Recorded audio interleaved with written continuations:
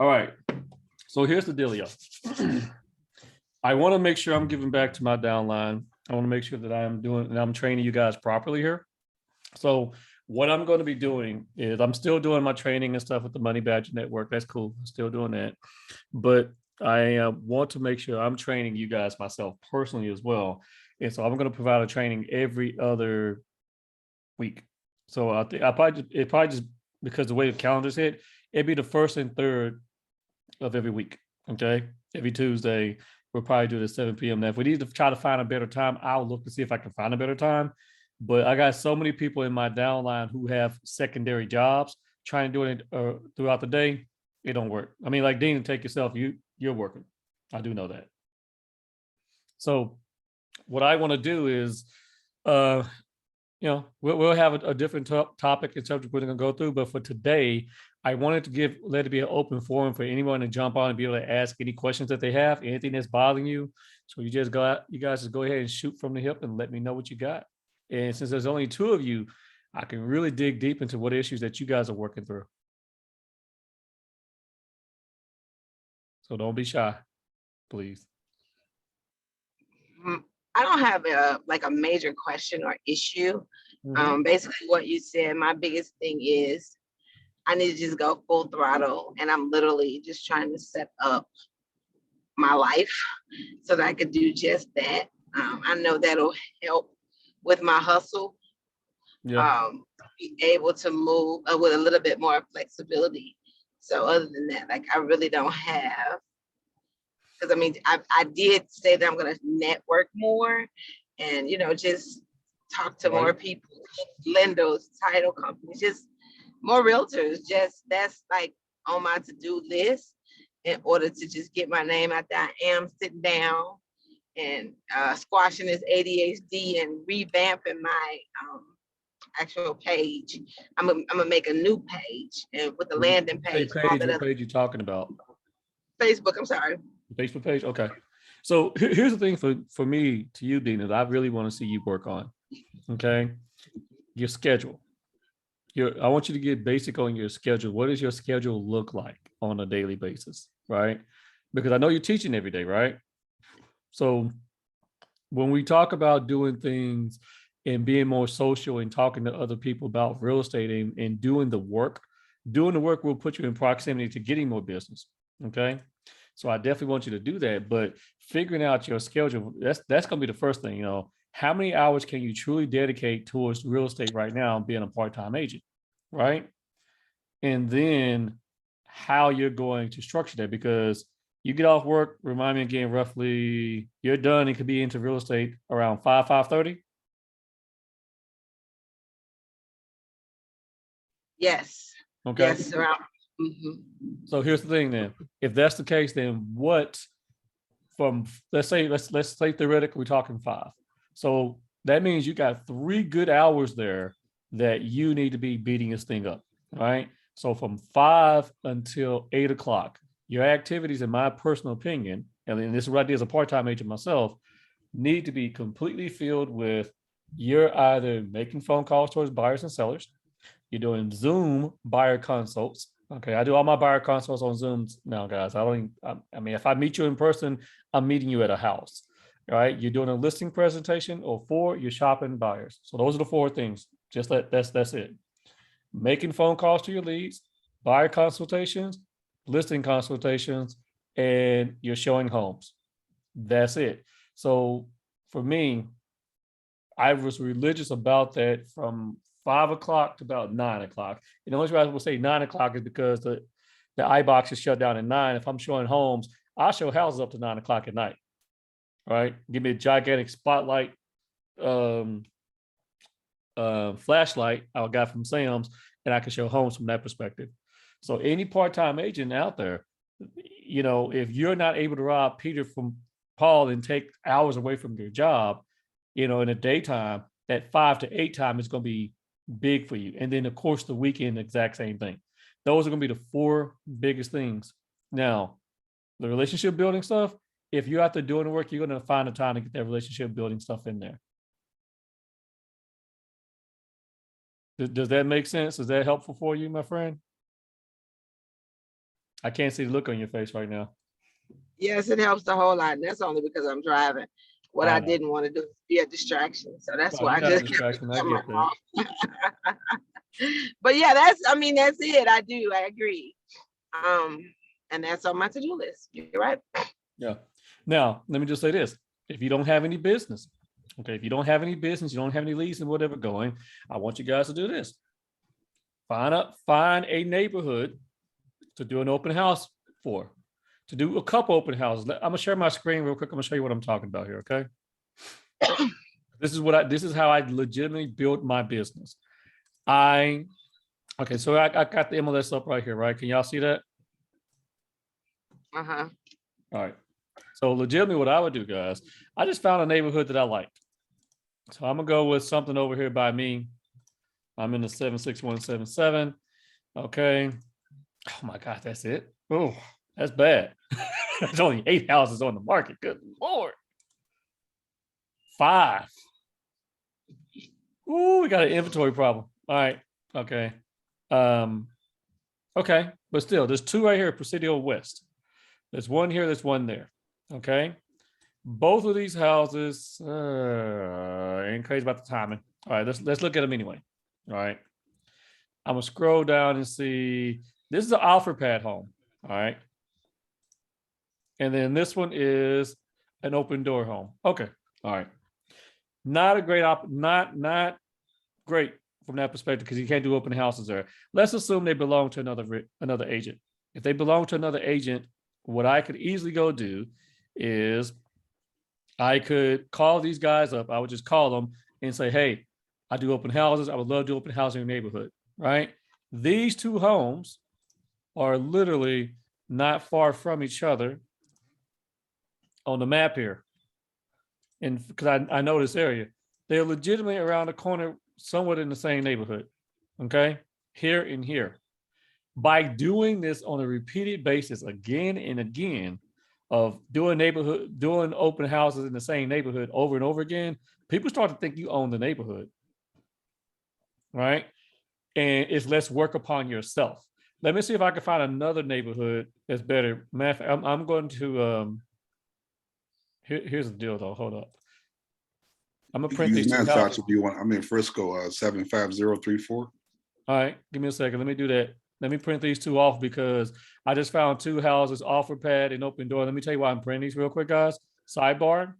I am printing these 2 houses because I have a 5-bedroom, 3,500 square foot home owned by offer pad and another one by open door. These people don't market their homes. They're terrible at it. And their homes stay on the market a lot longer.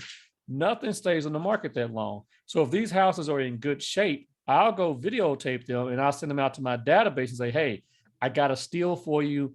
Give me a call. Let's jump on this right now. And that's exactly what I'm about to do. I got 3 people that just popped in my head. This is a 5-4. It's a 5-4. Okay. 3,500 square feet. I may be in a position to where I don't have to compete for this particular home. I don't know if that's true or not, but right now, I might be able to jump on both of these and get these knocked out. Okay. If not myself, hold up.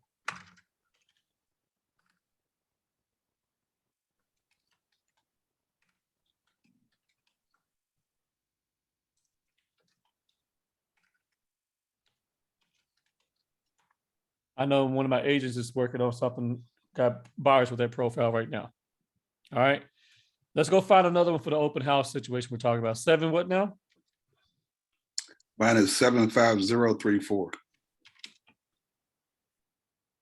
Ugh, it ain't nothing out there, guys, right now. It's bad. It's bad. But Wow. yeah, I know, right? All right, Claudia, I'm sorry, getting Claudia Lynn back up in here.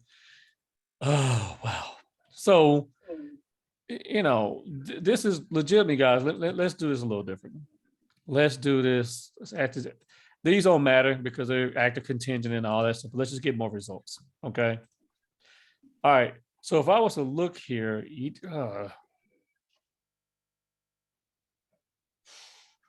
not great. Let me try this different zip code. Something I know is okay. There we go. Here's a neighborhood that's always got something on the market to sell. Summersfield. Okay. All right. Let's see if this changes by taking these out. 13. All righty. So these are some very high end, not high end, but they turn quite a bit in the area. So here's 5 houses, right? All right here around each other in Summersfield, in that particular zip code. So as I look at this, I would do probably this one and that one, because I can come down Staghorn North, I can come down North Riverside. That's right there. Easy traffic right there off of a main street. Now I know this area, you guys may not know the area as well as I do, but that's easy. I could have a sign here, capture that. This sign's going to go in here, capture that, and then capture off the main street of Basswood right there. So legitimately, my marketing, guys, the way I'm going to look at this with my marketing is I'm going to capture this whole corridor of marketing by having signs coming up here, and here. Okay. Basswood Boulevard is a main street. I'm going to have some marketing coming here. I'm going to have some more coming down this way here in Buttonwood. Going to capture this house right here off of Staghorn. I'm then going to go ahead and capture again. So if I do an open house on Saturday and Sunday at both of these places, if I do this one on Saturday, let's say I do that from 11 to 1, and then I come back and do this one from 2 to 4, my signs are all over this neighborhood right there. Okay. And then I do that again on Sunday, I'm all over that neighborhood for the whole weekend. Okay. That's just that one weekend. And let's say the next weekend I come back and I find some more over this way. And I do that again and again and again. Pretty soon, potential sellers start thinking you're the person who owns the neighborhood. They don't know that I'm just doing open houses. They don't get it. But at the same time, I'll be picking up these buyers over and over again.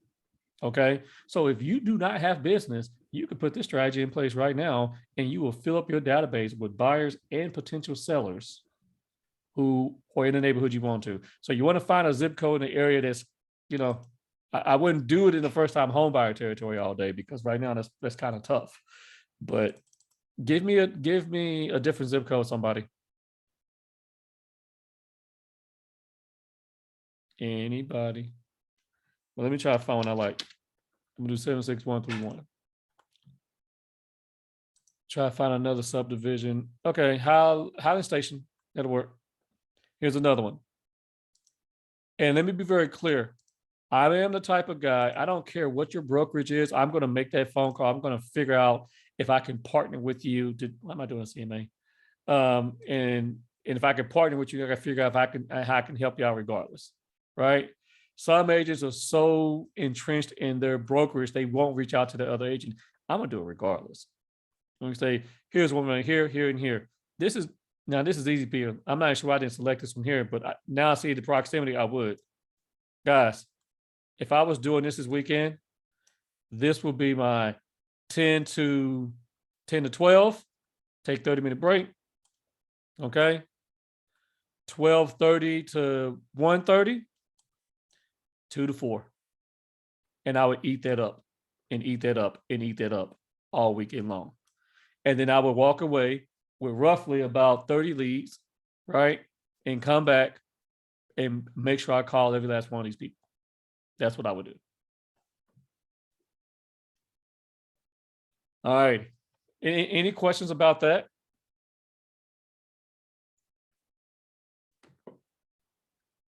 I'm hearing. I like that strategy. That's a nice strategy. If I blank out, I'm in a bad area. So know that that's what happens. But I like that strategy. Oh, no worries. Yeah, here's the deal. You can put this, you can do this over and over and over again. Okay. Let me help you guys find some slim pickings right now. Okay. Gosh, let me see if we can go back and find this. We're gonna go back. Hey Des, how you doing, friend? I'm good. How are you? I'm doing good, superstar. I've been seeing you. I have been. Let's see here. We're gonna go back. Okay, here we go. All right. So we're gonna do some scavenging here with the MLS real quick. I will show you guys how to do. Okay. So we found Open Door. We're gonna try to find more of their listings by I'm gonna capture the listing office code here, right? And we're just going to go here. Let me see if I can find something with about an 8-mile radius. Okay. So we have this 8-mile radius now, and then we're going to just go find for listing office, listing agent MLS ID. I don't see it in here. I don't think I have it. Okay. Listing office name right there. No, that's office name, ain't it? It's not code. Okay. So I don't have it in there. I got to go find it. So we're going to add there. And we're going to put in code.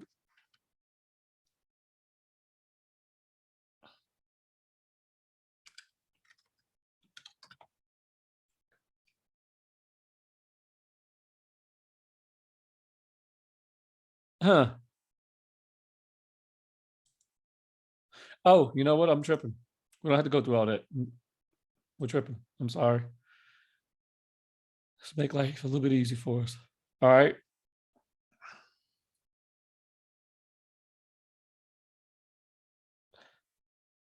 Everything go for Open Door and OfferPad for most of these iBuyers like this, it goes under one individual. All right. So let's just copy it all because it may be under his name. So I do know that. So we're going to go back. And then we are going to zoom in here. Let's try to find an area here I like again. That is so skinny out there, guys. That's really bad. That's really, really bad. And then we're going to go with the listing agent.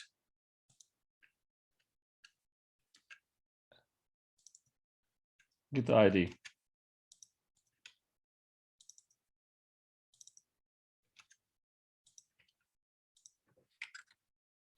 All right, here we go. We have 22 by Open Door right now.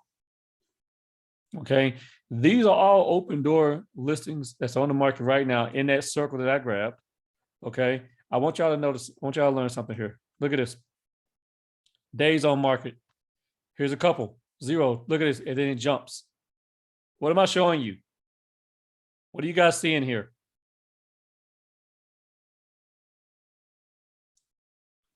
Chime in, people. Huh? Opportunity. Potential easy deal, slim pickings. No one, you don't have to go fight for your buyers all day. So go find the people that's in your market, whether it be Open Door, OfferPad, whomever, and go find these jokers. And then, you know, there's a reason why they're on the market. They could be too high, they could be in bad condition, but not all of them are always going to be like that. Okay.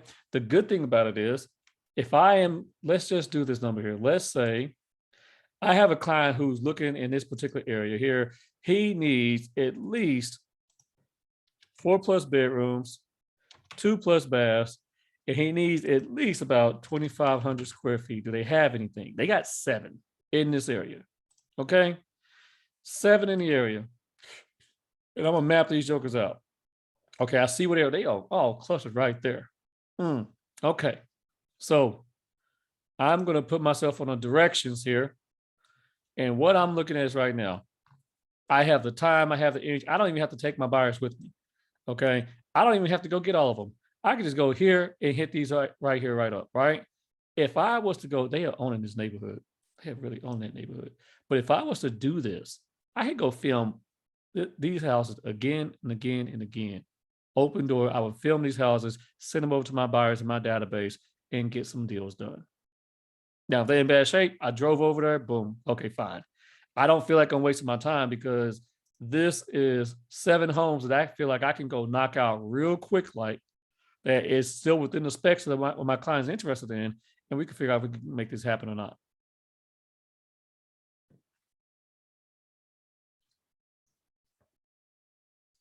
That's just another, that's the way right now when the market's tough like this, you can go out there, guys, and find a way of getting a good deal or not. And just stealing deals right here to just sitting right there. Right. Now, the ones that just hit the market may take them a little bit longer, but the ones that have been sitting out there, just straight up opportunity. So food for thought on that one.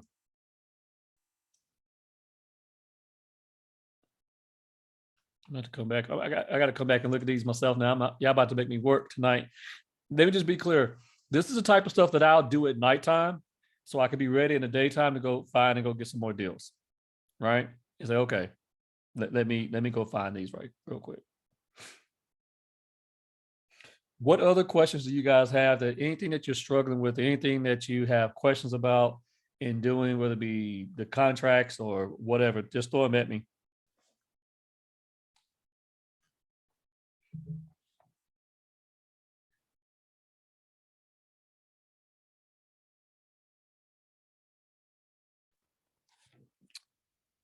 How do you deal with, well, I have two issues right now. I've been overwhelmed with these two clients. So my first question is in regards to if a client has a FHA approval, but is down payment assistant. What's the actual question in there? Like, how do you get them So on the the contract? question is, in terms of the contract, is like, because I know the market is really hot over here in California. So even when we give it a higher offer, like we're still getting beat by other. Got it. Okay. So let me just say this. We got to understand what the market is right now. This is a cash or conventional market right now. Okay. I'm not saying it's impossible to get people under contract with FHA and VA, because it's not. Matter of fact, me and my lender are doing a go live about that on Thursday. You're more than welcome to join. Okay. So, because we're having the same conversation. But if you got a veteran, if you got an FHA buyer, it's very difficult to get under contract right now. So what do you do? Here's what I would say this. You got to I have a conversation with my lenders, number one, of making sure my lenders are having the FHA, VA versus conventional conversation. Okay. And the reason why I tell them to do that is the first time my buyer hears, because they're going to hear me say it about just explaining what the market's at. I don't want them the first time hear it only coming from me or one of my agents. They need to hear it from everybody who's involved in the transaction, because it's just the truth. If they choose to stay FHA and VA, that's their business. So let's talk about why they stay. People go FHA and VA because there's a higher debt to income ratio, right? They will get pre-approved for more money, right? And that's fine and dandy, because the DTI goes all the way up to like 50, sometimes 52%, depending on the lender. Whereas with conventional, the debt to income ratio can be a lot lower at 45 to 47%, right? So they're going to get approved for less money with conventional. But the market is taking conventional in cash over FHA. So let's talk about the reasons why that's happening. All right. The reasons why that's happening, number one, is let's talk about, the first thing is in appraisals. If a buyer is trying to buy a home with an FHA or a VA loan, let's say the house is on the market for $300,000. Your buyer wants to go $330,000. Okay. First things first, they really truly can't waive their appraisal if it's FHA and VA. Why? Because they're going to be required to sign something called the FHA or VA amendatory clause. All right. Meaning that it's a document that says if the home doesn't appraise for what you offer for it, they have the right to get out of the contract and walk away. That's not attractive to the seller, right? Because they really truly can't waive their appraisal. Here in Texas, we have a form called the it's an appraisal addendum here in Texas that we have. Let me pull it up real quick. It allows a conventional offer to waive their appraisal, right? Now, here's the deal about that. That means that if they say they're going to bring the money, they can waive their appraisal. They can bring the money, right? Now, whether they got the money or not, that's a whole different story. That's reason number one. Reason number two with the appraisal issue is this. In Texas, well, let me speak to it. If a home doesn't appraise for the value that they're asking for with FHA and VA, that appraisal stays with the actual home for 120 days, right? So meaning that if I was to pick an FHA or VA buyer and they offer me $350,000, but the appraisal comes in at 300,000, that means for any other FHA buyer, if it was an FHA buyer, I'm stuck at, they will not get more than $300,000 within the next 120 days. Same thing for a VA buyer. But with a conventional offer, guys, that stays with the buyer itself. It doesn't stay with the home. So from a seller's perspective, it's way more attractive from it. You see what I'm saying? And that's what they're looking at. So what you have to do is make sure you educate your client accordingly to understand that, hey, this is what's out there. This is what's happening, but at the end of the day, I understand you want to go FHA. Let's look at doing conventional. You can still use your down payment assistance with conventional, right? Now they may need to have more money down, right, to do that. What if they don't have the money? That is what it is. So what do you do if they don't have the money? So if they cannot waive their appraisal and all that stuff, well, let me say, let's go back. First, if they do have the money and they still just want to say FHA and VA, you need to be able to show that they have an account that has money that says that they can bring the money for an appraisal gap. If they're willing to do that, show that. Show that to a listing agent. I do it all the time. And we show that, hey, my guy has X amount of money. We'll get it to them to do a printout or print screen of their checking account or whatever account that it's in, black out their name and black out their account number so we can get that information. But it shows that this guy has, $200,000, $50,000 in the bank. Okay. The smart agent is going to say, well, heck, I don't care if it's FHA or conventional, and teach their client that accordingly. Right. But if you have ones who just aren't willing to do that, dude, try to get them to go new construction. If you really try to get them into a home, try to send them down the path of new construction so they can have an opportunity to win. Sasha, I have a question. Mm-hmm.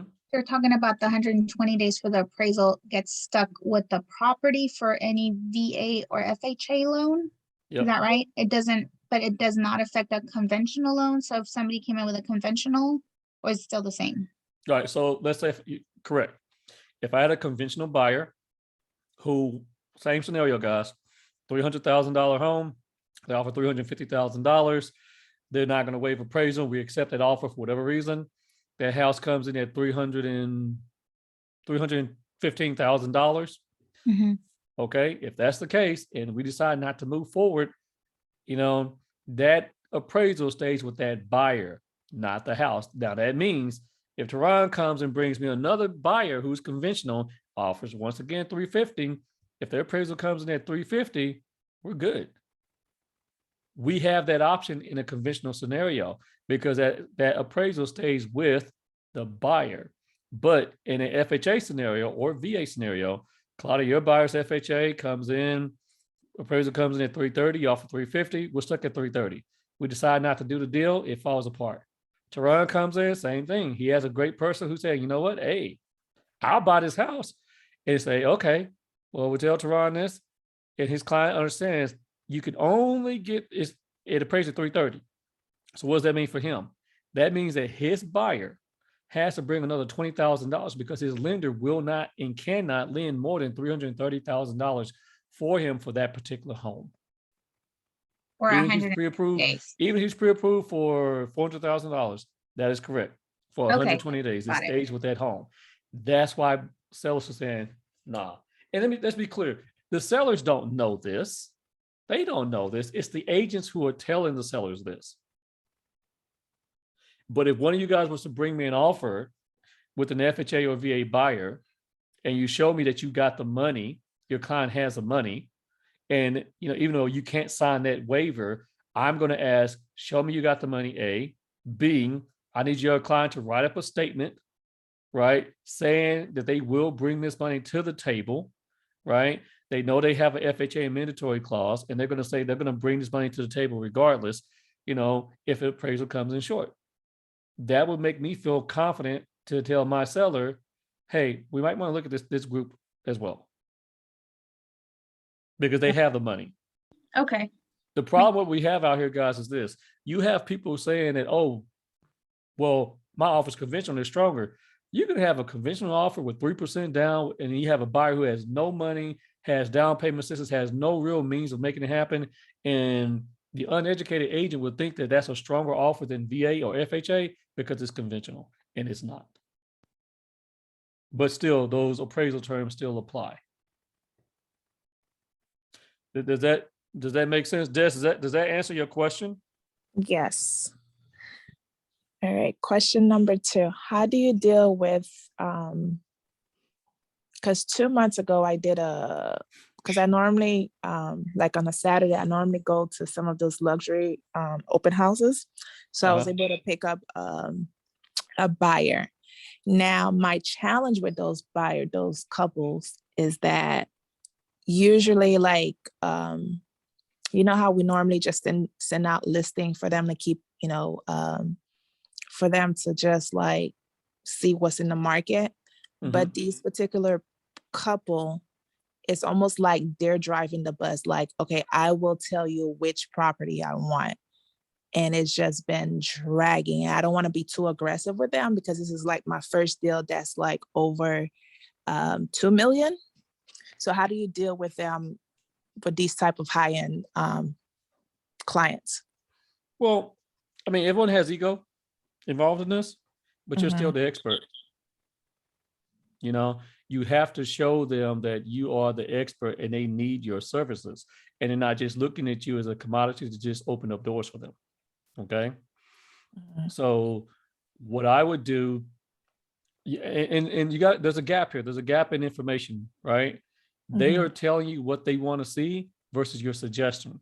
So the question is, are you not understanding what they want? Right. And they say, no, this is what we want. So I would go back to what are the things that they super, really, truly need in a home that's going to make them feel comfortable to put an offer in, because you'll find that house before they'll find it because you're the one who have access to the MLS and not them. Right.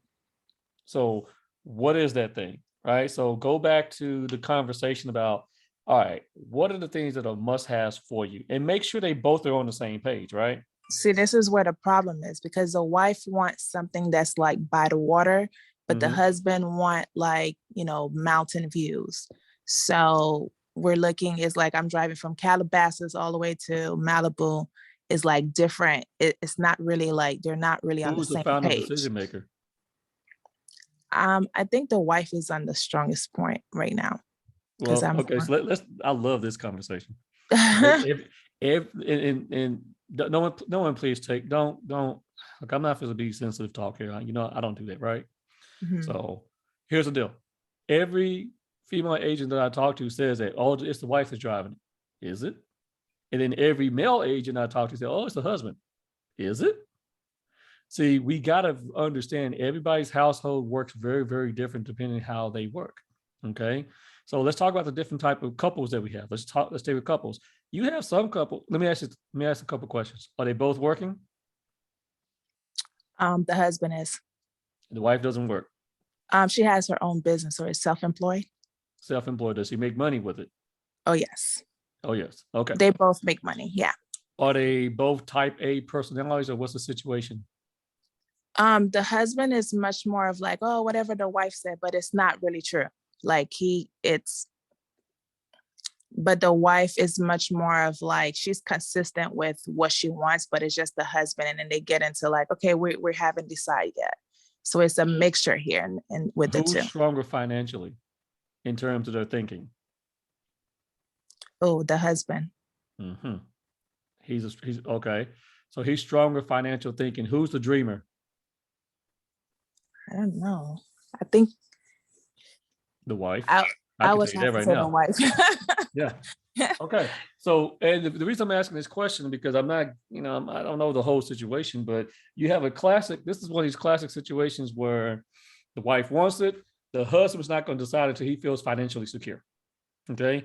She wants what she wants and she sees it. And also she's successful. If she's successful, she knows she can get it. Right. But this couple still has financial goals that they need to hit. Okay. And when you get with this, typically you see one person more geared towards the financial goals, the other person like, I want to live now. So you got to figure that's out the how to wife. get that going, because if the wife wants to live right now and she wants X, Y, and Z, and he's looking at the cost being this, he is never going to flip, right? From that Okay. perspective, you got to find a way to get them to come into the middle from that perspective. You know, now wanting water versus mountain, that's a whole nother ball of wax. But, you know, I see a lot of classic times where the wife wants it and the husband's the one who's somewhat quote unquote paying for it. But that guy's not going to move. He wants his wife to be happy, but he's also saying, I want you to be happy within these parameters. Okay. Me and my wife go through that all the time. Like and I'm the bougie one. Okay. I'm the bougie one. I like nice things, but then sometimes I got to pull myself back like, ooh, all right. And then if I get too bougie, what happens is I get Stephanie getting bougie, and then her bougie goes ultra bougie. And then I'd be like, I don't want to pay for that. But I know I'm the one who put that seed in her head. Right. Okay. Okay. So with this particular couple, you know, find your ultimate decision maker, right? Get that Okay. person to start feeling comfortable, and then use the other individual to convince that individual. Now, what you're going to have to do is this: if we have a huge price gap between the two, are you seeing that? Not so much. Okay, well, that's good. Because I had a situation in which I had a wife trying to buy like a $600,000-700,000 house, and the husband, his buy links the whole time was tight. He wasn't going to do it, and I finally got her to understand. You know, he ain't about to do it, right? So let's just get you to buy the house you can afford now that you're going to be happy in. That is going to definitely level you up from where you are right now, and that can stair step you to your $600,000-700,000 house, right? Once I got her on that, and she was like, "Okay, you're right. We'll make this work. We can make it work." And then, literally, it was in the same neighborhood that they really wanted to be in, and I talked to him, talked to her separately. I got them separately, and then they got on the phone. They got together in the car talking about it. I'm on speakerphone, and she said, "Well, if we go over here and buy this house over here, would you do it?" He said, "I'd do it right now." I said, "Turn the car around. Let's go." You know, and they Okay. bought that house. So you need to understand what each one of these guys individually want. Divide and conquer, play marriage counselor. I mean, don't get too deep into their business, but you know what I'm saying. Okay. All right. That happens a lot. Make sure you understand which one is an introvert, which one is an extrovert in these situations, guys, and then which one is your financial thinker. You cannot get your financial thinker to move if it's way beyond their budget. You need to make sure they understand that what is being described to them is within their reach. It is always the dreamer who don't look at financials. And then there's the one who's like, no, we're not doing that. Okay. Thank you. That was a good question. Come on, guys. What else y'all got? Y'all got another 20 minutes of my time. I want to make sure y'all get it all.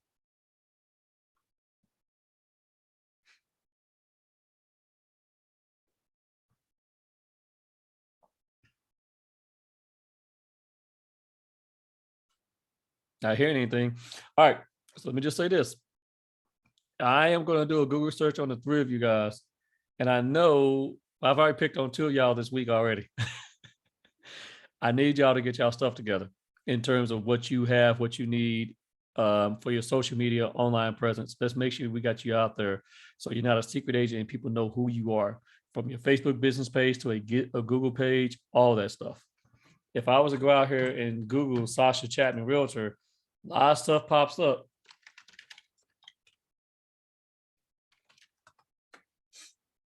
Right. Number one is my Google business page.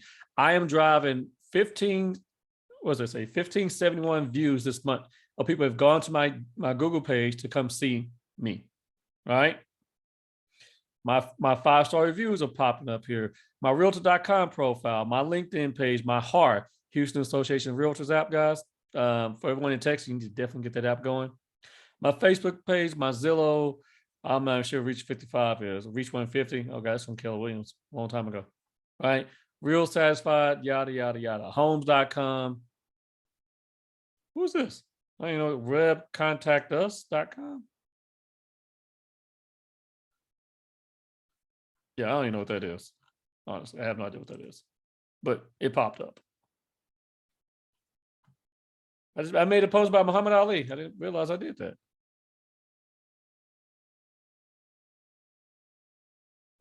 All right. That would be from my virtual assistant.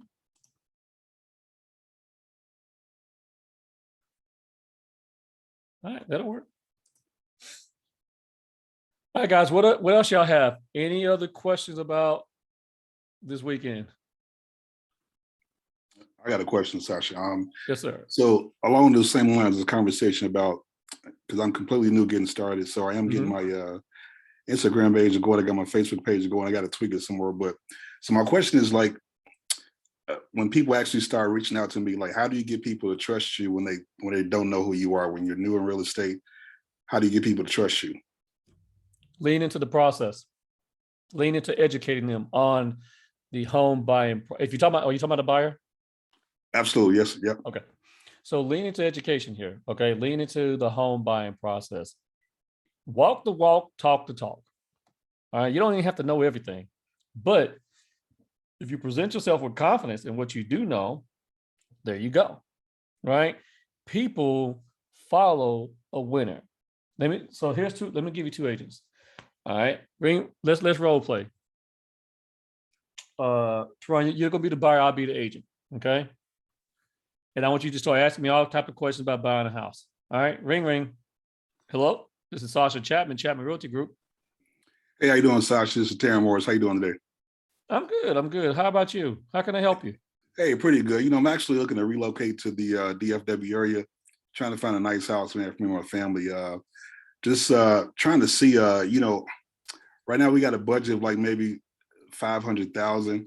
I need 5 bedrooms, 3 bathrooms. I mean, it's a lot I'm looking for, man. So, you know, what can I get, man? You know, in that kind of budget, you know, 5 bedrooms, 3 baths, 500,000, you know. Man. Oh, wow. That's a low budget. That's a low budget? Okay. Yeah, that's not gonna get you much these days. Are you pre-approved already?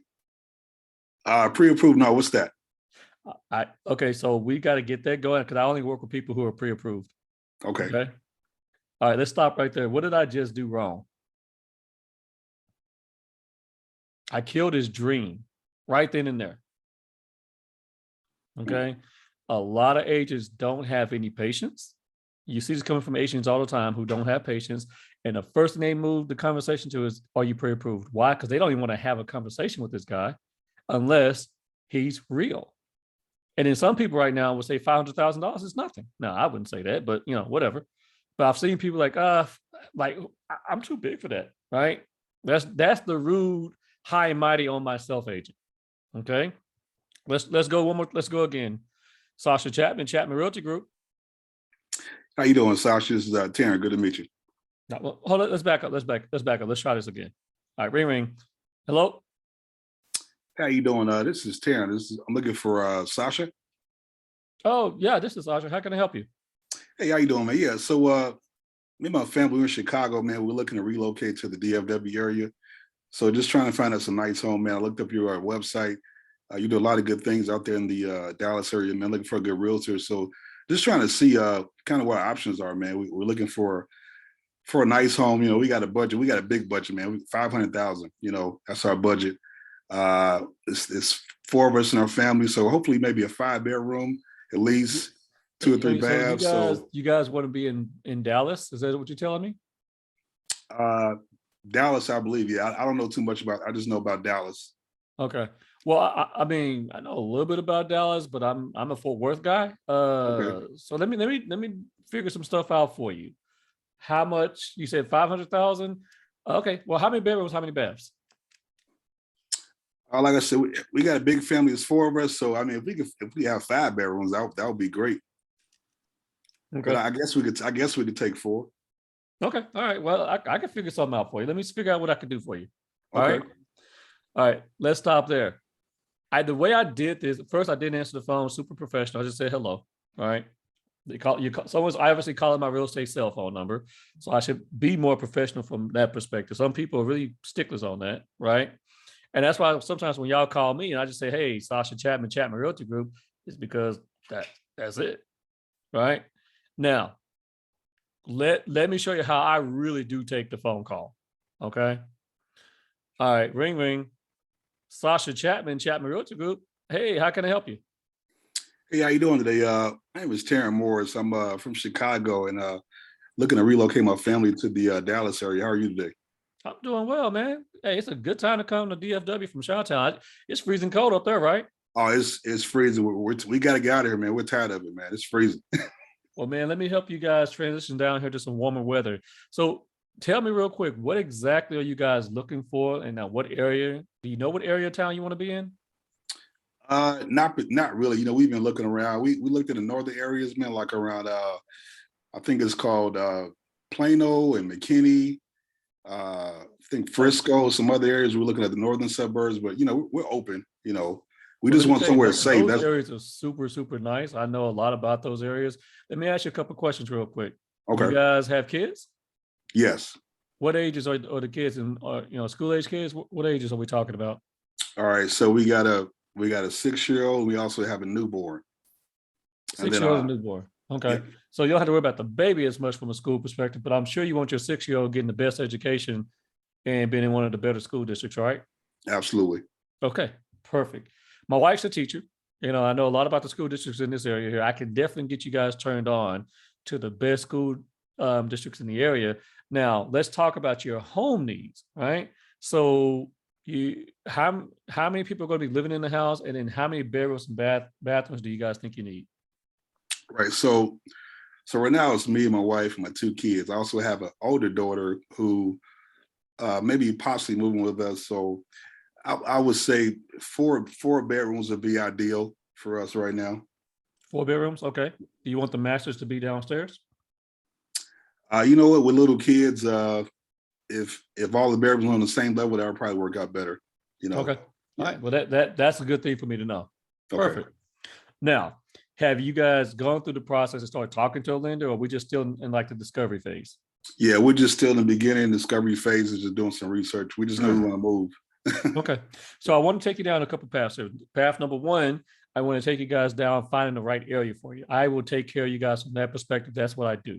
Okay. And I want you guys to look at me and my team. I am the project manager for your real estate transition down this way. What I'm going to be doing from that perspective is this. I will help you guys find the right location, the right area, the right home. I'm also going to get you guys hooked up with the right lender, to give you guys a good pre-approval and some great financing options to get you going. Once we get you under contract, I have a great home inspector. You can choose if you want to, but my home inspector, he's really good. He took care of me personally. My insurance guy took care of me personally. I'm going to put you guys on to the people who have taken care of me, not just from a business standpoint, but from a personal standpoint. Now, understand you can use whoever you want to use, but my guys and my ladies will take care of you guys from beginning to end to make your transition out that cold to here a whole lot easier. Okay. How's that sound to you? That sounds great. I mean, the biggest thing though, I work in law enforcement. My schedule is kind of hectic. Are you kind of flexible with, because I may have one day off here, another day off, maybe during the week, on the weekends, it's kind of, my schedule's all over the place. Are you kind of flexible with like showings, just because I have to probably fly down there, man, and probably see as many houses as possible? My schedule absolutely, man. We're very flexible. So here's the deal, yo. First things first, I don't work by myself. I have a team. Okay. So if I am not available for whatever reason, I'm out of the city, whatever, I have agents that work for me. I got 4 people who are on my team that will get that taken care of. Now, you don't have to just fly down here if you want to. When you get here, we'll maximize your time to show you every house that's out there available that you're curious about. However, we can bring the houses to you. We shoot videos all the time of the homes that feels like you're walking through the home yourself. That's going to allow you to see the houses. It's good quality video. They're not interrupted. It's not staticky and all stuff like that.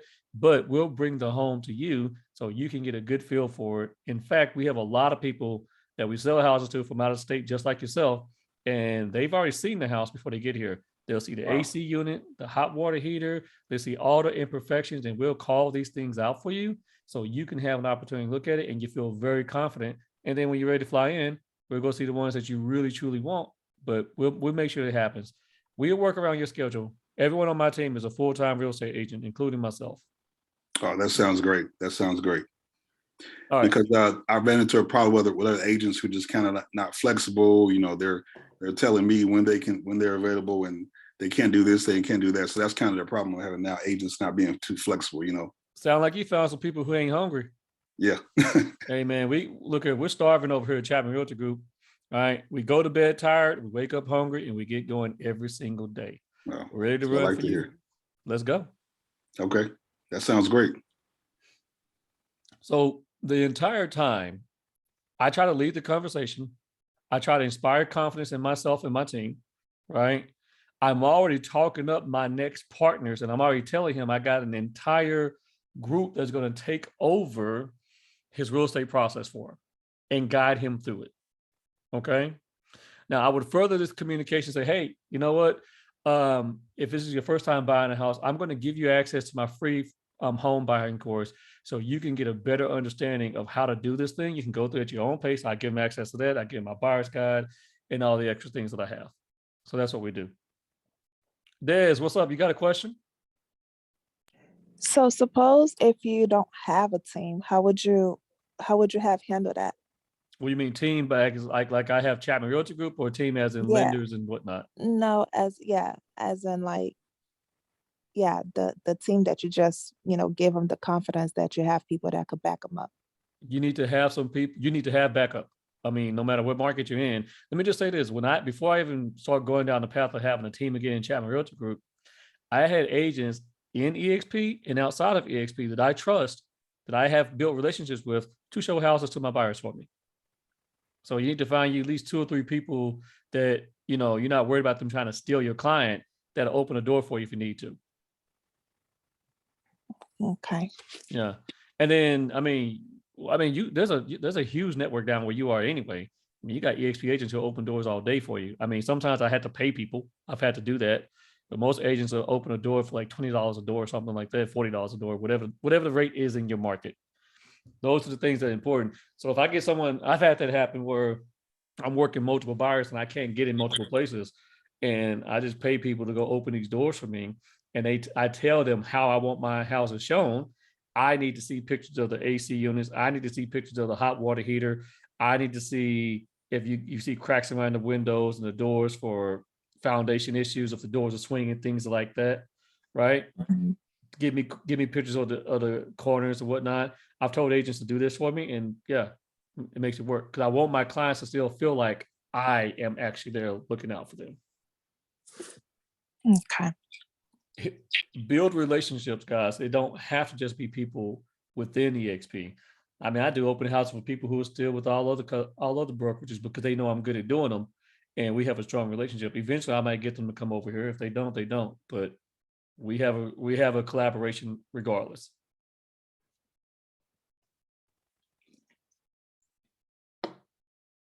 Was that helpful? That was very helpful. Thank you. Yeah. I mean, let me just say this, for training purposes, if you guys want to do more type of role play like this, I'm game. I love doing this type of stuff. I don't do scripts, so I'll tell you that right now, but there's certain things that I just say. I do tie downs. For example, hey Des, if I can help you find the house that you're looking for within the time frame in the next 2-3 months, if I found that 4-bedroom, 5-bath home, right, on a lake, you would put an offer in on it, right? You would do that, wouldn't you? So that's how you lurk them in? Yeah, because I'm telling you, I'm going to get you what you want in the time frame you're looking for. So what I'm saying is, Des, you would do that. I know you would do that, right? And I'm shaking my head. Yeah. If I'm in front of them, guess what starts happening? They start shaking their head. They start That's true. mimicking my body language. You guys need to start learning the psychology of selling. That's the psychology of selling. Like, honestly, Teron, I'm sitting here looking at your picture as I was talking to you. My hands literally did this. Yeah. Right? Because I am mimicking his body language. And I just naturally did this with my hands underneath here, right? Because he's a decision maker. I know he's a decision maker. I need to mimic his body language. I need to shake my head and to get him saying, yes, I need to lead him down the path that I want them to. The problem that some agents do when they get on the phone with people, A, they're not polite, they're not nice enough, they're in a hurry, and they are asking so many open-ended questions, you never get anywhere. I was leading him down the path of a next step. And that next step was A, talk to my lender. B, let me get you on the home search. C, let me start working for you and start sending you homes. If I start doing it, he's not about to start talking to anybody else. He's not. I took control of that situation. And I'll joke with people at an open house when they talk about they don't have a realtor, and I start educating them, and they're like, okay, like, you really want to do this, don't you? I do. I'm like, look at me. Look at me. I'm your realtor now. Yeah, I'm your realtor. They're like, yeah, we want to work with you. Bet, done. Let them go to other open houses. No one else is going to get them like that.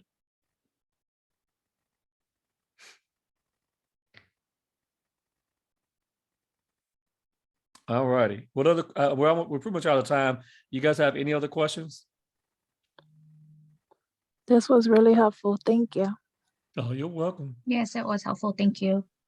Yeah, thank you. Appreciate it. No doubt. So here's what we're gonna do. We're gonna do this every other week. So we're gonna do like the first and the third. I want to make sure I'm bringing topics that can help you guys, right? So I want y'all to let me know what topics you want. Matter of fact, you three are on here. Y'all tell me what y'all want this next training to be about, and I'll do that. Whether you want to talk about listings, open houses, whatever, y'all tell me, and we'll do that. I will still have my masterminds that I'm doing.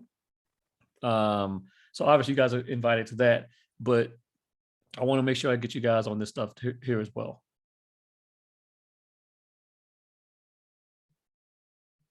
Do y'all have a particular topic for the next one we do that you like, oh, I really would like to learn more about this?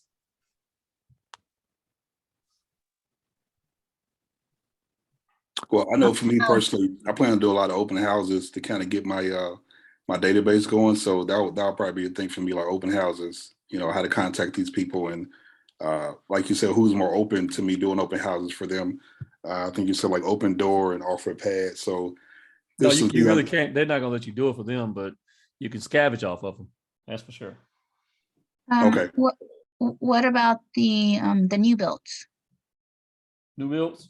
Mhm. Yeah, I really want to redo that mastermind. I wasn't crazy about it between all of us here. It was, I mean, it was okay, but that's not what I was hoping it was going to be. So open houses, new builds. What else? Like tricks on how to be more aggressive on writing contracts. Winning offers. Bet. Yeah. We can Good do that one. one. Yeah.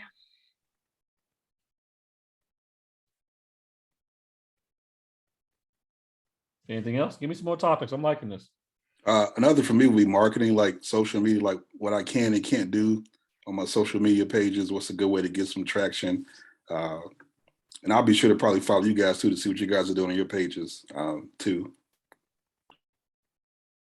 Everybody's different. I mean, and so there's so many ways of doing it. I would tell you from a social media marketing standpoint, one person I want everyone to go check out is y'all need to go check out McKenna Moros. She's a money badger. McKenna is a social media monster. Let me tell you something. I mentored McKenna. She don't even know what she is right now. She hadn't even realized what she is right now. She really truly hasn't figured it out. She's figuring it out. But McKenna Moros is going to be a monster real estate agent.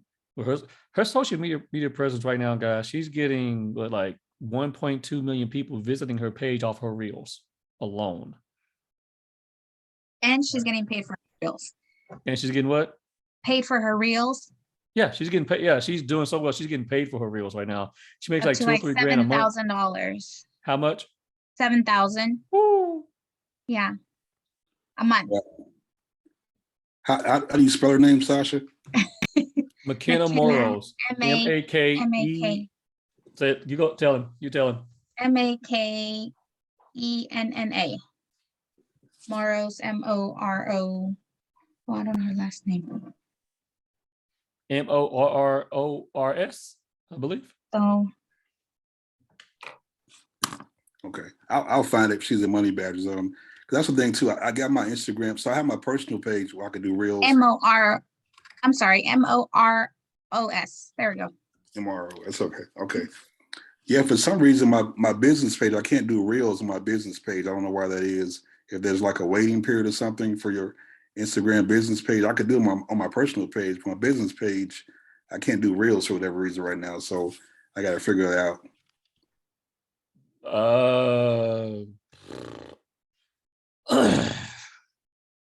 What kind of business page you set up? Just an Instagram real estate business page. And Is it a business or is it it depends on the type that you set up. I know that much. Set up, I think you might set up the wrong type of page. If you just did straight up business, let me look at what mine is real quick. Hold up. okay.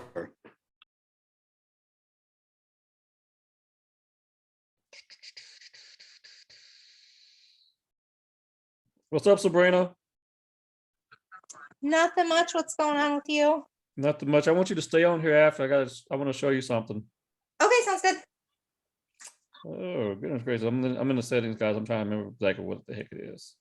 On the Instagram, I think for Reels, you need a creator page, not a business. Thank you. Creator page. That's it. If you don't have a creator page, you're not really you're not gonna be able to do that. Okay, I'll try that too. I'll try it again. It still wouldn't like it. I'll try that too again and see if that fixes it. Well, I mean, if you're just getting started, but you also got to get to a certain level, a certain number of followers and things of that nature. I'm not sure where you are with all that. You know, and that's what I was thinking. It was the followers. You know, Instagram has these benchmarks. You have kind of like with YouTube, the same thing that you have to get to before you can monetize. Right. Yeah, I mean, a lot of that stuff is, I mean, that's it. You got to get that going. So let me get this right. We got open house, we got new builds, we got winning offers, we got social media marketing. What else? Let me just say this real quick. All of y'all got free courses from me, man, that y'all ain't using. Everybody driving me nuts. Nobody uses it. All right. As someone in my downline, you guys automatically have free access to my new agent lunch course that comes to talk about EXP, right? My top, look here, this buyer's course, guys, I'm trying to tell you, this buyer's course is the truth. I'm just telling you I made it myself, but I know, you know, walking you through, you have a buyer, what should you do? Okay. I got my buyer agents toolkit right here. So you guys have these guides that will help you to be more productive, to figure this whole thing out. What do you do? This scan here is going to be a video telling you from me, what do you do next? How you walk them through the whole process, getting them shopping, blah, blah, blah, blah, building relationship, your buyer pipeline. Let me tell you something. Me and my team use this pipeline all the time. I look at my buyers who are 9 days out, who are 30 days out, who needs to be pre-approved, who's pre-approved, who's house hunting, who's under contract. So the conversations I'm constantly having with myself and my team is this. If you got buyers in this column who needs to be approved, why aren't they pre-approved? If you got people who are pre-approved, why aren't they house hunting? If you got people who are house hunting, why aren't they under contract?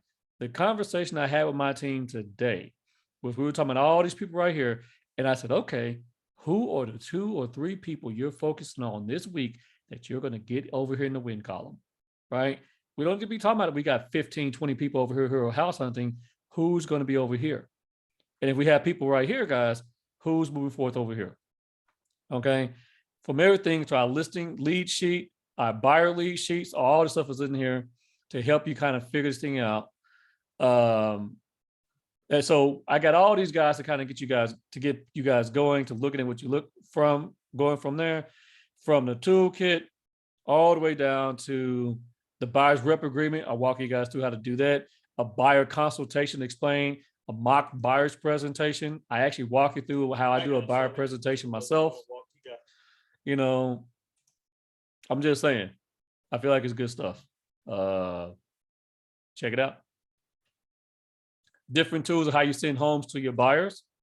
Everything from using the MLS.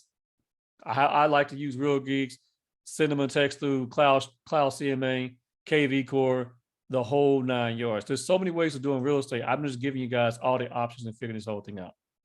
How to sell new construction homes. I think someone asked me that question. I got a whole video here just about that. How to work with rentals. I get this question all the time. How to run comps. So I'm just saying, we got some stuff for you. And you guys get this stuff for free. And I sell this course to other people for $500. All right. So y'all get that one for free. You get my agent basic course. Where is it? Got my real estate license now what course? You get this one here for free as well. That just walks you through the core basics of just getting started. So when we talk about getting, the building blocks for your business, your daily agent toolkit, finding your niche, lead generation, all these things, I'm going to be actually updating this information here as well. And then I am still working on the listing agent course, but you have access to it right now. So if you have a listing coming up there, where I just put it right here.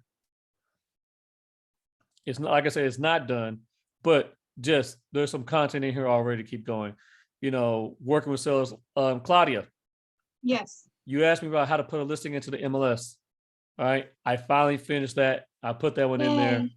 So it's a 40-minute video, which I'm walking you through how you actually put a listing in the MLS. What do you do? What are the pitfalls? Yada, yada, yada. Setting up your showing time versus prospecting. I started doing this because of you, Claudia. Yay. Thank you.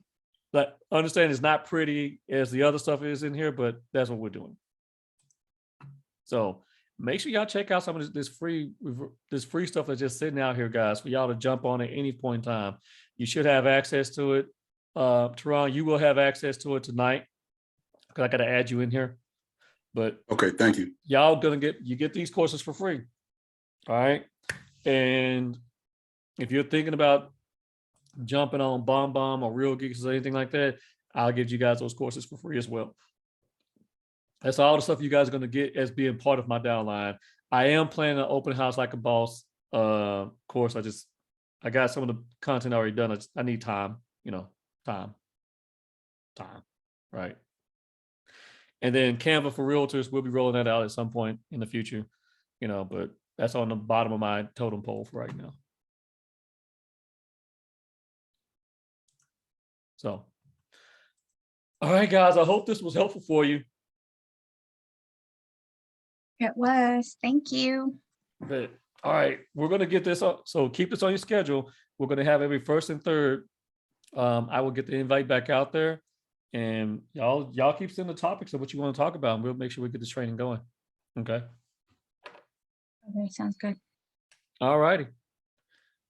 Anybody got anything else? No, I'm gonna let y'all go. Sabrina, I want you to stay on though. All right. Good night. All right. I appreciate it. Thanks. Yes, sir. Coach, I actually need your help, but I'll just wait until your meeting with Sabrina. What's the question? Hit me up now. Is it something you want to talk about offline?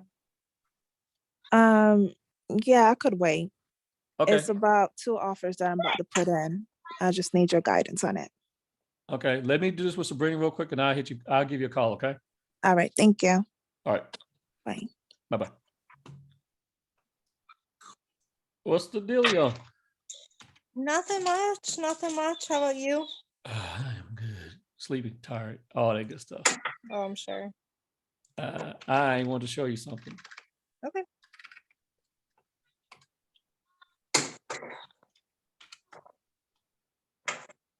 Oh, hold on. Let me share my screen again.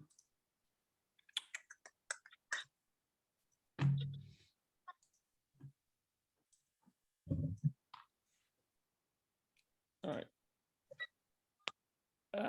Come on. Oh, let me let it come up. Mhm.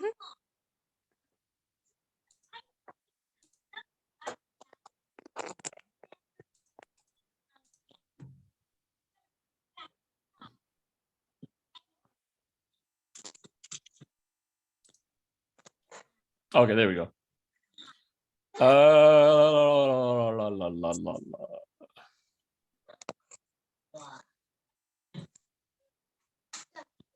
Oh, there we go. Okay, there it is. Okay. So you was asking me about how much money would you make on the team? Yeah, Right. on average. Okay. So I want to, this is how I do this with everybody who jumps on the team and how we kind of go through this. All right. So first things first is a 40% split between on listings and buy it. Okay. Mhm. EXP is getting his 20%. Mhm. We don't have a franchise fee. The cap is $8,000.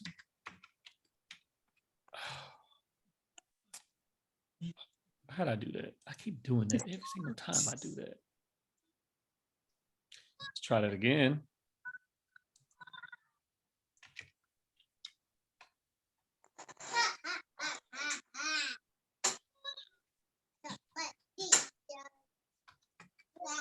If you join a team, you go down to $8,000. Okay. Mm-hmm. Now, so this is saying here, I'm going to put it at an average of $300,000 a home. Okay. All right. 3% commission. Taxes should be, oh, that's not right. Somewhere around 20%, typically. Okay. Okay. So depending, are you more buyer focused or listing focused right now? Listing. Give me your numbers. How many listings have you done? How many buyers have you done? I can run to my office and tell you. Well, it doesn't have to be exact, but would you say you do? I think it's about 70% listings, 30 buyers. Okay, that'll work. All right. How much money do you want to make next year? Tell me that. 85 to 100. Okay. Let's just go with 400. Let's meet in the middle. Let's say 90. Okay. Just make sure we got this right. 70, 30, 300,000, 40, 40, 20%. Oh Lord, no wonder. That's like something right. 3% commission, 40% commission. That'd be real nice. That would be awesome, wouldn't it? Okay. All right. So if you're joining a team, this is what it's telling us. For you to make $90,000 at 70-30% of your business is going to be listing versus buyers. Average homes are $300,000, 3% commission, 20% going to taxes, 40. I mean, give or take. I mean, you depending if you're writing your stuff off, it'd be a lot. You probably won't have anything. You know how to play the tax game, but which let's assume you do or don't, right? 20%, 40% coming to me, 20% going to the broker at an $8,000 cap. If that's the case, your gross commission income needs to be about $193,000 to make $90,000. That means that you need to sell 15 listings and have 6 buyers. Assuming what your rates are, you need 55 appointments for listings. 36 of them you need to be actually held. So you set 55, people cancel on you, you're holding 36. You are assigning 23 of those listings and you're getting 15 actually sold. Same thing with your buyers here. So I love showing this because this is reality, right? You tell me what you want to do. And it says right now what you need to have now. I don't agree with these numbers right here. I'm on contacts per day. Here's the deal. We need to be trying to make about 1,000 dials a week, right? So 1,000 dials a week would bring you somewhere around about 300 contacts a month, a week. And that will get you numbers like this. Okay. Now with my group, we have the leads, no doubt. We have a butt ton of leads to get you to make it work from that perspective. But this is why I like to start this conversation here when people can see, okay, if I join a team, I want to make this amount of money based off giving the commission over to the team leader, what the commission is, yada, yada, yada. This is what it looks like. And if people are comfortable from that perspective, right? Now with my team, you get systems, you get leads, you get my guidance. We make it happen, right? So when you ask me the question, what is each agent, how the agents are doing, everyone's different. Everyone's different because everyone has different goals. What I need from them, 2 deals a month. I give everyone like a 90 to 120 day grace period to get to the point where they're getting up to 2 deals a month. And I understand a brand new baby agent is not going to be able to just do 2 deals out of the month out the box. Okay. They need to ramp up, but I need to see that they're producing some type of a pipeline in order for me to continue to invest in them, because I'm just not making any money. I'm putting out thousands and thousands of dollars, and it's a hope and a prayer. But if this is what I'm seeing from someone, they're not setting appointments at all. Okay, we having some tough conversations. If I see them setting appointments and then never getting anyone to sign with them, we have a conversion issue. we're very technical on our team, and we're looking at what we're actually doing and what we're not doing. So even when I'm looking at like the book of business that we're having right now, right? We can see every source where the business is coming from, who's active in our pipeline. I need to update this though, by the way, but we can see where people are coming. Why is that off? Wait a minute. Oh, okay. Never mind. I see what's going on. All right. But we can see what we're looking at in terms of the business that's coming in. If I just was to look at myself, why is this not working? It's usually how it goes when you need it. When you're showing somebody, yeah, I'm like, why you not working? Oh, there we go. Okay. And so, like, for example, I got $4 million of people pending right now, Mhm. and about 106,000 in commission coming my way personally. And I'm working about another $3 million of these are just buyers. I haven't put I need to put my listings in here. I haven't done it yet, but this always gives us opportunity to see what we're doing, where we're going. Okay. Yeah. But this is where we start. This is where we start, because you get to see, does this make sense for me? Do I really want to do a team or not? Yeah. I think besides obviously the fact that you have systems and the support kind of there, with it Mhm. being such a new place that I have no idea anything, that I'm going to need all this additional help. So to me, either way, I feel like it's worth it, Okay. because I feel like I would be doing a disservice to any client that I took on if I didn't know. Just You getting know- to know the area. Yeah. Yeah, exactly. Well, I mean, just let me know when you guys are looking to make a transition. And I mean, let's stay in contact and keep talking. I don't know when exactly you plan on doing that, but just let me know, because I know y'all got to finish stuff up with the kids in school and all that good stuff like that, I figure.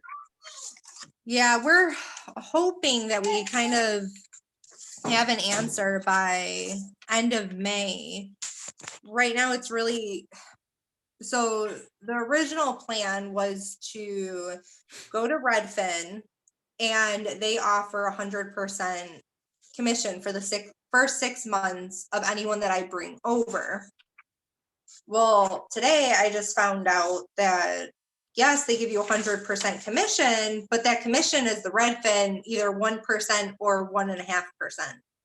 Yeah, I mean, that's the thing. You got to look at the numbers. I mean, Right. I thought you kind of knew that going in, because they do cut that commission. Yeah, see, I knew that they cut, so like I wouldn't make, you really make jack shit. So if it's a lead that they gave me that like wasn't in my database going over, Yeah. it's all by price point. So my typical price point over here, I would make like $1,300 per transaction, which I was fine with, but I was assuming like if I had listings already coming in, like it just didn't click in my head. Like, okay, I have listings. They all know, the people I've talked to, that they're at 2.5%. For some reason, it didn't click that even though I go over to Redfin, that they won't let me list it at 2.5%, even though it's already been agreed upon for that percentage. Ain't no way I do that. So, yeah, I was like, damn it. So then I was thinking about, Here's the thing, Sabrina. I think you need to get comfortable. You got to get comfortable being uncomfortable. Like right now, I mean, I'm not sure about your complete financial situation, right? But taking here's the only reason why I would take a lesser commission like that is if I'm guaranteed getting more and more business, right? It's a cash flow thing, right? So I would be comfortable doing that. But how many transactions again have you done yourself, roughly? I will be closing my 11th on the 22nd of this month. So here's the deal, dude. You've been an agent for how long now? 1.5 years, but in all honesty, When did you actually I've really been going? a stay-at-home mom that fucked with real estate. I didn't do it. I just had fun with it. I didn't fully commit to it because I had my son constantly and So wasn't here's the thing. But you still was able to sell. You right. do I still 11 made transactions with just somewhat kind of doing it. right. And this is just me just coaching you, just period, whether you want to join a team or not. You got the ability to do this and you got the ability to do it at a high level. You got to figure out your time management with the kids. I get that. That's one thing you got to figure out. All We right. put him in daycare full time actually starting yesterday. So I will have a full week to myself. I I would already, try, I would see what that looks like then. See Yeah. what that looks and feel like. Let me tell you something. As soon as my puppy can get that last rabies shot, her ass going to daycare. oh yeah. All right. She's going to daycare because I love her to death, but she is killing my time right now. And Right. I hate it when she's just looking at me all sad like that, play with me. I'm like, oh God, let's go play. And the whole time I'm playing with her, I'm trying to play with the one hand and phoning us. So Right. we got to get that figured out. My thing with you is that I would love for you to get that figured out, normalize, like really normalize being a full-time agent, Mhm. see what that feels like, because that could be vastly different what you can do with your time. Vastly different what you can do with your time. Yeah, that's why I was thinking too against Redfin, because we kind of broke it down today. And from what I have in place, if I went there and had to take that 1% less, even with the EXP split, Mhm. I'm losing close to 15 grand, which is really everything that we need to go to Texas. So Because when did your yeah. year start over? July. July. So Mhm. year starts back over in July, and it is February now. How much Mhm. have you sold now in terms of getting close to capping? I don't remember off the top of my head. Is that on the enterprise thing? Yeah, it's on your. It should be on your enterprise. It may not be completely accurate, but it'll give you an idea. Let's see.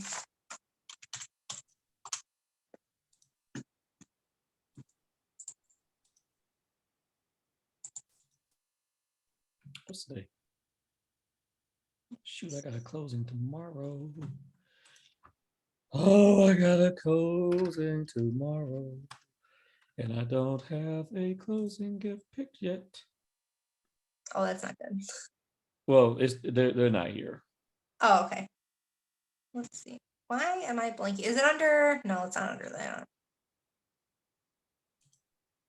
My business.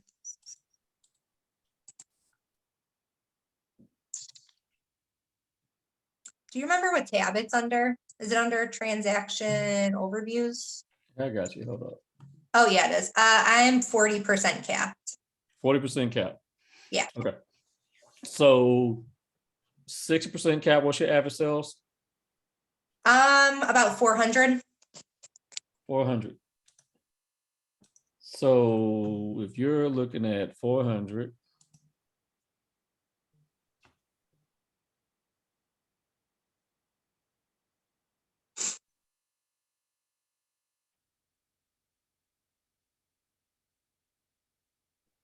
okay, you need 400. You just need two. You need two transactions, right? Okay. Yeah. Well, the one I'm closing on the 22nd, that one is 470,000. So commission on that one. My take home, I believe, is 6,810. All right. So what was that? Like a 2%er? 2.5% minus that Oh. one, the 375. And then I also, that one was a referral, so 25% referral fee. Okay. But the point is you're paying into your cap for the XP. All right. Mhm. So they're taking a piece out of it. Okay. So that's 470,000. You got another one? So the listings I have coming up, where's this one? This one's going to be 300. That one should be on market next week. And Commission? then, let's see, that one will be.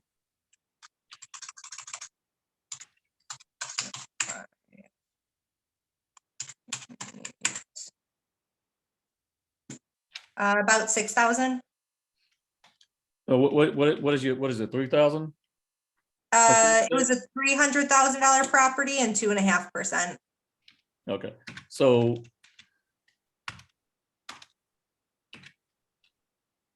all right. So let's just do what you do. Okay. Blah, blah, blah, blah, blah.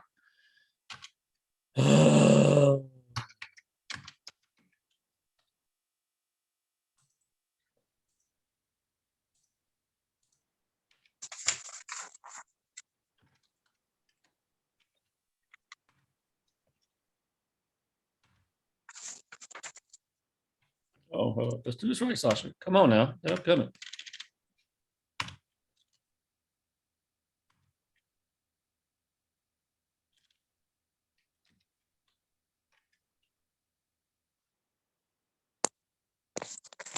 I did that wrong.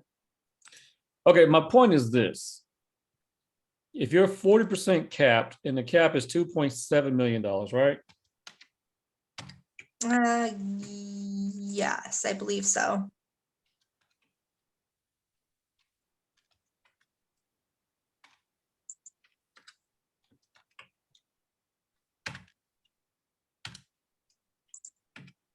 That means you have 1.6 to go. All right. Okay. You've already banked 770,000. All right. Yeah. And I also have another closing coming up for that one will probably go 250 or closing, listing, that's 250. And it's going to A be buyer. closing. And then that's 2.5%. But when will it be closing? That one is gonna go live. Let's see, where is my thing? That one goes live April 28th. Okay. So here's what I'm doing for you. April 28th. Mm-hmm.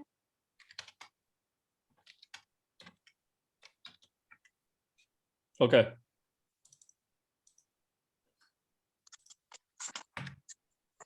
All right. So you already got $1 million that you can kind of bank and count on as far as your capital is going, right? Right. You need another $600,000 to cap you out. Okay. So what I'm saying to you, what you need to do is you need to set some short-term goals, right? If you can cap yourself out, it is February. You got February, March, April, May, June, 4 months. Mm-hmm. Cap. You need to cap yourself out in March. Okay. If you cap yourself out in March, you'll have April, May, June. You start back over in July, you say? Yeah. July 1st. Okay. You're going to have 3 months in the buying season of 100% commission. And if you can target and get you 3 closings per month with that, you might not even want to try to join my team. Honestly. Because I'm gonna tell you that's what it is. Here's the deal. I cap in 2 months typically. Right? And so I spend my whole time, people talk about 0% commission, but I spend my whole time making 100% from EXP for the most part. I cap in 2.5 months at the top, at the most. That is it, and I'm done. My cap starts back over in July. I've been capped since August, September-ish, something like that. I think it's the first week of September. Damn. You need to live on that, get used to that.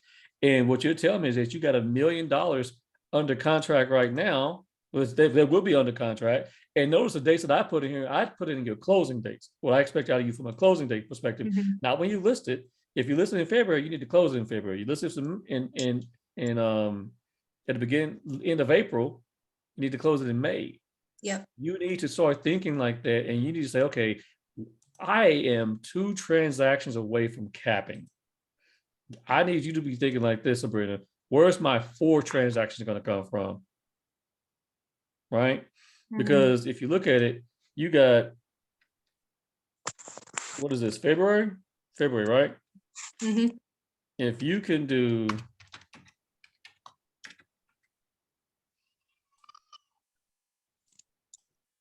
Or I get Lori to convert. I've been talking with her for 2 years. She has a $1.8 million property.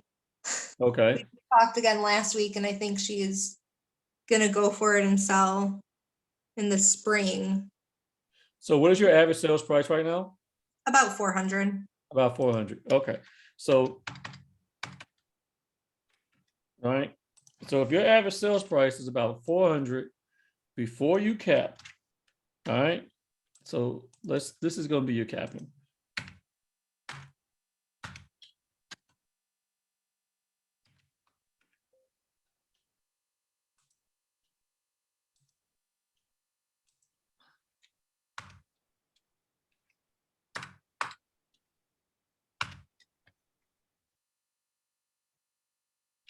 All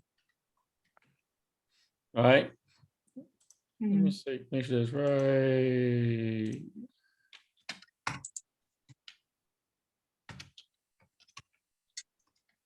Yeah, bet.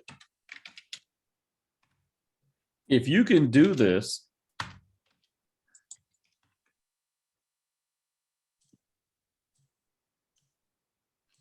from that perspective, this is going to give you about $100,000 of income. You need to set short-term goals, my friend, Okay. because if you get these two here, and let's say you can get this here, I don't care if it's February or March or whatever, but you Right. get two more transactions on your books, you're going to cap out, and you're going to get $20,000 based off of the commission you're getting paid at 2.5% on two deals at $400,000 for each month. You will make $100,000. And but here's what I'm going to ask you this: you telling me in the selling season of April, May, and June, you're not going to sell 3, 4 a month here and there every once in a while? Right. Yeah. I'm just saying, if you do that, dude, you know. Yeah.